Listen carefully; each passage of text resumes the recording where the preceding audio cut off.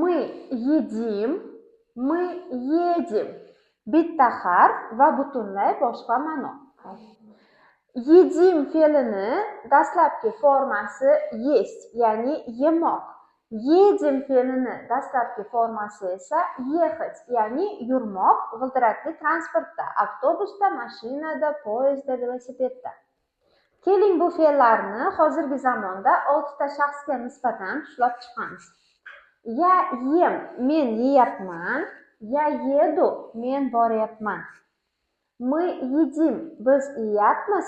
Мы едем, biz boryapmiz. Ты ешь, sen yeyapsan. Ты едешь, sen boryapsan. Вы едите, siz yeyapsiz. Вы едете, siz boryapsiz. Он или она ест, u yeyapti. Он или она едет, u boryapti. Они едят, ular yeyaptilar. Они едут, ular boryaptilar degani.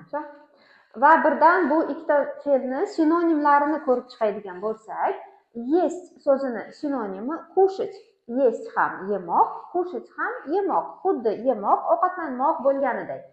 Shunda men yeyapman desak, ya yem desak ham bo'ladi, ya кушаю desak ham bo'ladi. Biz yeyapmiz, мы едим yoki мы кушаем. Sen yeyapsan, ты ешь yoki ты кушаешь. Siz yeyapsiz, вы едите yoki вы кушаете. U yeyapti, он или она ест yoki он или она кушает. Ular yeyaptilar, они едят yoki они кушают deb aytiladi.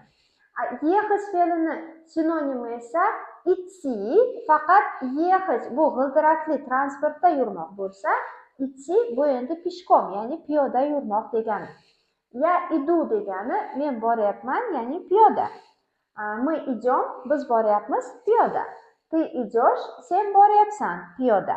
Вы идете, siz boryapsiz. Он или она идет, u boryapti va они идут, ular boryaptilar degani. Siz rus tilida qaysi so'zlarni ishlatishga qiynalasiz? Kommentariyalarda yozib qoldiring. Keyingi video darsligimizda aynan shu mavzu bo'lishi mumkin.